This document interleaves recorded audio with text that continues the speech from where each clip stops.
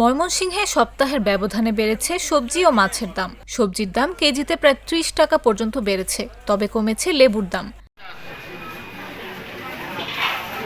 এছাড়া মাছ কেজিতে দাম বেড়েছে ১০ থেকে ২০ টাকা পর্যন্ত। বৃহস্পতিবার বিকেলে শহরের ঐতিহ্যবাহী মেছুয়া বাজার ঘুরে এ চিত্র দেখা যায়।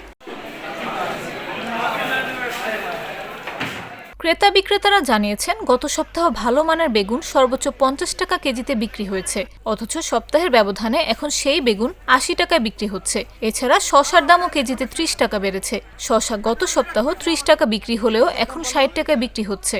গাজরের দাম কেজিতে ২০ টাকা বেড়েছে। গত সপ্তাহ গাজর ৪০ টাকা কেজিতে বিক্রি হলেও এখন ৬০, টমেটো ৩০ টাকা বিক্রি হলেও এখন ৫০ ও কাঁচামরিচ ৪০ টাকা বিক্রি হলেও এখন ৫০ টাকায় বিক্রি হচ্ছে।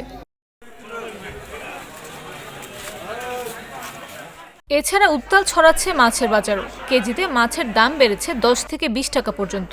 গত সপ্তাহ মৃগেল ১৫০ থেকে ২০০ টাকা কেজিতে বিক্রি হলেও এখন ২২০ থেকে ২৭০ টাকা কেজি বিক্রি হচ্ছে। এছাড়া রুই ও কাতল ২৩০ থেকে ৩০০ টাকা কেজিতে বিক্রি হলেও এখন ২৪০ থেকে ৩১০ টাকা।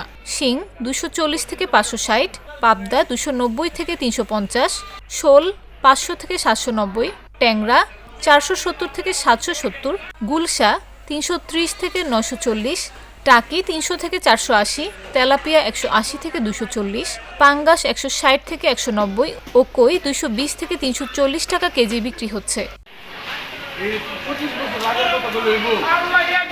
বাজারে গরু, খাসির মাংস, মুরগি ও ডিম স্থিতিশীল অবস্থায় আছে। গত সপ্তাহের মতো গরুর মাংস ৭৫০ ও খাসির মাংস ১১০০ টাকা কেজি বিক্রি হচ্ছে।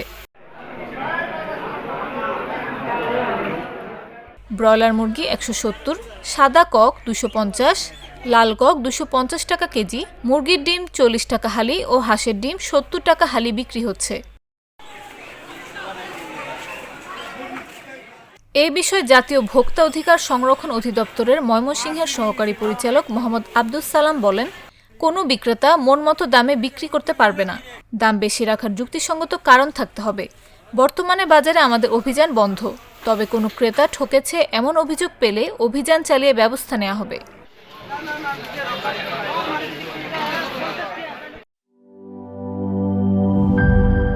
এই ঈদে জামা জুতো অ্যাক্সেসরিজের ডিসকাউন্ট।